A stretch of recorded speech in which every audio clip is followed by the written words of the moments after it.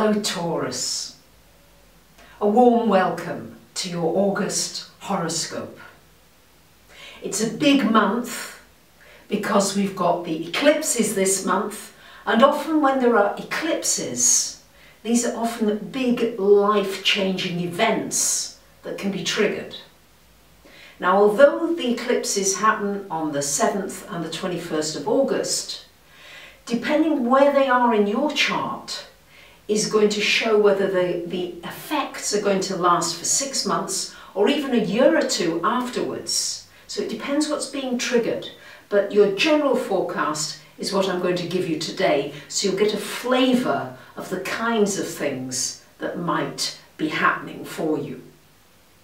So on the 7th of the month, we've got the first eclipse, which is a lunar eclipse. And this lunar eclipse for you is happening up here in your 10th house, Taurus.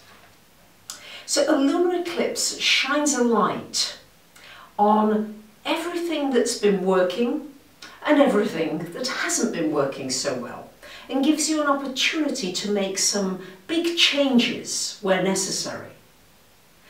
And in your 10th house, this has everything to do with your career, your work, your profession, your destiny path, what you feel you want to do in this world. And here is an opportunity. Some of you may say, hey, you know, it's time to change the direction of my career. It's time to change the country where I work, the state where I work. It's time to make some changes. So don't be surprised, and it might be your company, your organization that's making some changes that you need to adapt to. Maybe it's time to learn some extra skills. Maybe it's time to go into a completely different field, or go into to expand the field that you're already in. Maybe it's time to get self-employed. There's all kinds of possibilities here, but it's going to show you where you are not satisfied in order for you to bring about some changes. So don't see it as a negative thing necessarily. If it does bring up some, gripes, see that as something good, because it will motivate you to make changes rather than have you procrastinating and maybe sitting on the fence. And as if the eclipses weren't enough, we've also, on the 13th of the month, Mercury goes retrograde until the 6th of September. This Mercury retrograde here in your 5th house. So this is a wonderful time for re-examining whether you've got enough joy in your life. The 5th house is the house of joy, of pleasure. It's the house of children, where children are born. So it's the house of smiling. I see this as the smiley house, really.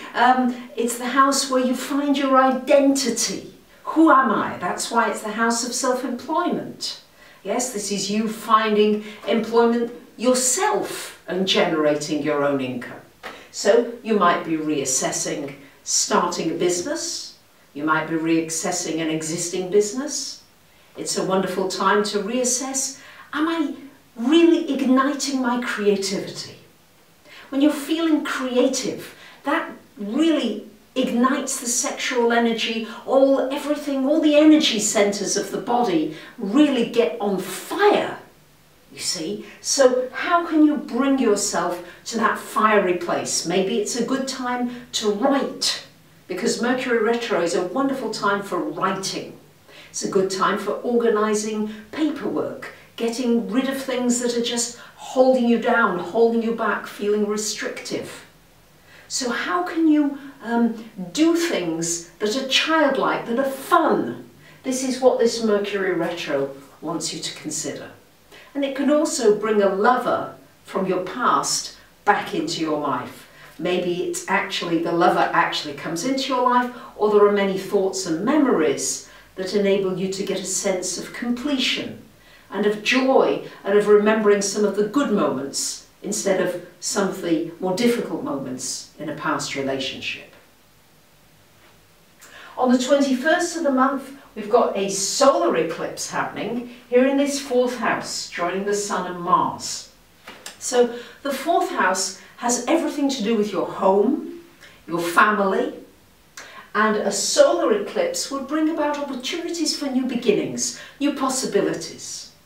With Mars there, maybe you're renovating, maybe you're upgrading, maybe you're putting some energy into a family member. It's a wonderful time really for getting your environment clear.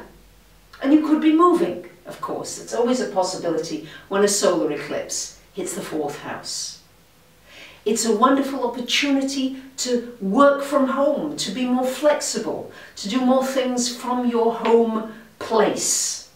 You might find yourself going back into your ancestry, looking at where you've come from, looking at the earth in some way. This is very much, the 4th house is very connected to the earth and your roots. So it'd be a good time for really making sure that you are grounded and centered this month. And that solar eclipse may well trigger where you are not so grounded and centered in order for you to get back on track.